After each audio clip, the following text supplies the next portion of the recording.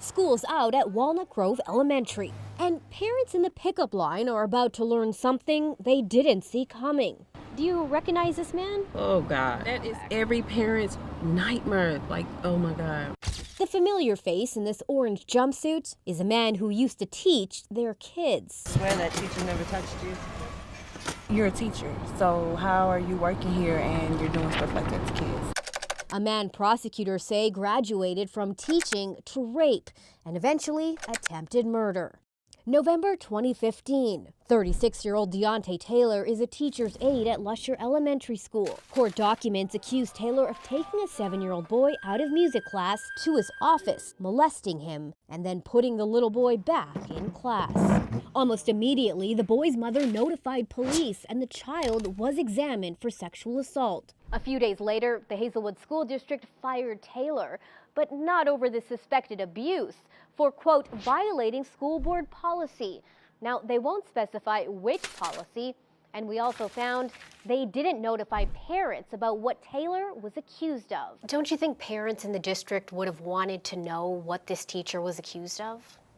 It's very hard for parents to understand that we have to live by laws. Oh my God. I think it's absolutely insane. This is something that should have been spoke about. DNA evidence confirmed the child was assaulted, but no DNA sample was taken from Taylor. He was not arrested. He wasn't even questioned by Florissant police. So when the student says, this teacher did this to me, why wasn't DNA taken from Deontay at that point? Police Chief Tim Lowry's answer may make your jaw drop. And, for some reason, this case just basically sat on somebody's desk and was not investigated properly. So basically, an accused sexual predator was left free on the streets because this office dropped the ball. Well, it wasn't my office that dropped the ball, it was my investigators that dropped the ball, yes. You're in charge of those Yes, investigators, that's right. they're your employees, they represent this office. We made a mistake. I mean, there's no doubt we made a mistake. We made a huge mistake. After being fired from the Hazelwood district for, quote, a violation of board policy, Taylor applied here in the Jennings School District to be a student teacher. And he got the job. Why wouldn't you tell his next employer? He went on to teach in multiple school districts and have access to potentially hundreds of kids. Why not let them know what he was accused of? Well, it was an accusation. That's as far as it went. After Jennings, Taylor got a job teaching 5th grade in the Ferguson-Florissant School District. Then, during his second year there, prosecutors finally charged Taylor for sexually assaulting his former student back in 2015. Police claim there was new information, but the real reason was simple and heartbreaking. Were there new revelations that came out in 2018 that led to the reopening of this case? That's what we were told, but was it just the victim reporting it again? Yes. It's all here in court documents. Taylor would still be in school to this day if it wasn't for that little boy. 3 years after he had the courage to come forward, he reported the abuse again during an outburst at school. It was then police got a warrant for Taylor's DNA, and it was a match for the sample taken off the child's body back in 2015. So if he hadn't spoken about it in 2018, Deontay Taylor, an accused sexual predator, would still be in our school systems with access to other potential victims. It's possible. A possibility that leaves these parents in fear, because soon after he was charged with felony sodomy, prosecutors would also learn Taylor is HIV positive. I think it's sad, and any parents that have children that could have came in contact with this person, they should definitely speak up and get their child tested, because it's absolutely ridiculous. It took 3 years, but Deontay Taylor was taken out of class and finally put in jail. Unfortunately, prosecutors say Taylor wasn't done yet. Trust me when I say you won't believe what happens next. Prosecutors say Taylor hired a hitman to kill his young victim and their family. Tomorrow night at 10, we sit down with that hitman and find out why he agreed to take the job. By the way, Taylor is currently awaiting trial for charges including sodomy and recklessly risking the infection of another person with HIV. A former teacher accused of sexually assaulting a little boy at school was back in court today. Prosecutors claim that Deontay Taylor not only molested the child, but also hired someone to kill his young victim and the boy's family. Tonight, the I-Team's PJ Rendawa sits down for an exclusive interview with the man allegedly hired to do that hit. PJ. Mike and Ann, our investigation sounds more like a Hollywood movie than real life. In the starring role, a homeless father of 10 who was just desperate enough to take the job. Jail isn't a place anyone wants to be, John White included. Well, they put murderers in with traffic tickets. Wherever they have room, they stick you. He's not a career criminal, but no Boy Scout either. On his record, a string of offenses. A 2014 burglary tops the list. I haven't had much. I'm not, no big crimes or anything. But when White found himself behind bars on a probation violation in February, the big crime found him. And he called me to the rec yard and said, hey, I got something I need you to do for me. I want to know if you will take a hit. White says the man making that deadly request was an elementary school teacher named Deontay Taylor. Taylor was in jail charged with molesting a student at Lusher Elementary School. Turns out that little boy was still on Taylor's mind, and as police would soon discover, on his hit list. And he told me that it was a 10-year-old boy and his mother and grandmother, and I kind of got interested, like, are you serious? You want to hurt a baby? You know White didn't want to believe Taylor was serious. Then he got the note. That Saturday, he pushed a note up under my door. It had the victim's name, phone number, address, social security number, driver's license number, everything. Did he describe what he wanted you to do specifically? How he wanted them killed? The only specific part he asked was that it looked like an accident, make it look like a carbon monoxide leak, or either start a fire while everybody was asleep and try and put it on the kid playing with matches.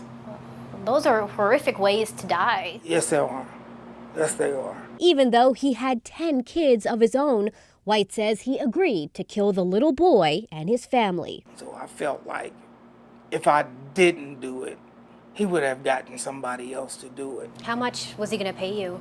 It was $20,000. Did he talk about where he'd get the money? Well, the school was paying him when he wasn't fired. He was on paid leave. The I-Team went to the Ferguson-Florissant School District for answers. So he was behind bars, accused of molesting the student, and he's still getting a paycheck from the district. The standard practice is when someone is placed on leave, they're placed on paid administrative leave. It was money he promised White to do the job. Before he was released, White says Taylor gave him a name and phone number. He told me that Mike was his ride or die. According to prosecutors, Taylor's ride or die was this man, 66-year-old Michael Johnson, Taylor's longtime boyfriend. What I gathered from it, Michael was going to court, and he was describing how the mother and the grandmother looked. This is where I met Michael the first time. He was just saying, I appreciate you doing this because Deontay needs to be home and I want my baby home with me. And he handed me the $500. He said, I have to hurry up and get back to the church because I'm the choir coordinator. White had two choices, take the money and run or sound the alarm. Did you at any point, even consider it? Never. I got a baby that just turned 10. And that's all that was going through my head. He turned everything over to investigators. What was their reaction when you told them that? Well, they said they weren't surprised. They seen everything. St. Louis County Police took it from there, and prosecutors found enough evidence to charge both Taylor and Johnson with conspiracy to commit murder and witness tampering.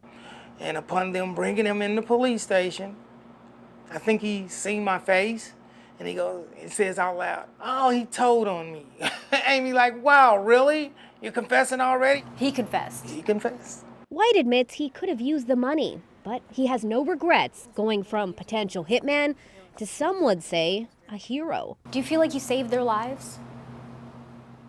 I do, because they were very serious. Definitely was divine intervention. I have no question about that at all. Well, John White says he'd like to meet the family he helped save. A victim's advocate working with that family says they're hopeful that can happen in the future. That advocate has also set up a GoFundMe account to help the family pay for moving expenses and counseling for the child victim. You can find a link to that GoFundMe site on our website, ksdk.com. Just look for this story. He was a teacher accused of molesting his own student. Florissant police admitted to our I-team they dropped the ball, and it was years before that teacher was charged. After that story aired in May, another family contacted us, alleging that police mishandled their case too. Investigative reporter PJ Rendawa went back to police looking for some answers. PJ? Mike and Ann, even though these cases are years apart, there are striking similarities. They're both child abuse cases that appear to have not been fully investigated. So 9 minus 1 is? For 8 years, 9, 10. Kathy Record thought the woman babysitting her 4 kids was just as she appeared, a sweet, nurturing grandmother. Her name was Brenda Trokey. I guess I was probably a little naive. I didn't really notice anything at the time that she would be this person that she turned out to be. But that all changed one day in 2008 when Kathy picked up her 2.5-year-old son. Sat him on the bed, I guess took his hat off. The blood just came rushing out of the ear. The little boy had a non-accidental fracture in his femur and a perforated eardrum. 2 injuries doctors believed were the result of child abuse. The babysitter broke down. She said, I tripped over the laundry basket. I was mad, so I hit him repeatedly on the side of his head. Trokey was arrested and charged with assault and endangering the welfare of a child. Yet the family's nightmare was just beginning. Soon, Record's 3 other children would come forward with their own horror stories. Just being tortured. Bags over their heads, Windex being sprayed in their mouths daily. They were forced to stay in the basement. Their food was taken from them or they weren't fed. So the family called the Florissant police to file another police report with the new information. It would take 8 months before the children were even interviewed. We sat down with the new Florissant Police Chief, Tim Fagan, for answers. Was the suspect ever questioned? The suspect was not questioned. Why? The second time. That was at the direction of the prosecuting attorney. That attorney is no longer with the prosecutor's office. But a spokesman for current St. Louis County Prosecutor Wesley Bell tells us he's never been involved in a case where a prosecutor asked investigators not to interview a suspect. A state review of the case 4 years later, in 2012, stated the investigation was, quote, not thorough. Ultimately, no new police report was filed. 6. There you go. It would mean the children wouldn't qualify for victim services like counseling, which they so desperately needed. Do you think this case was mishandled? Could this case have been handled better? Certainly.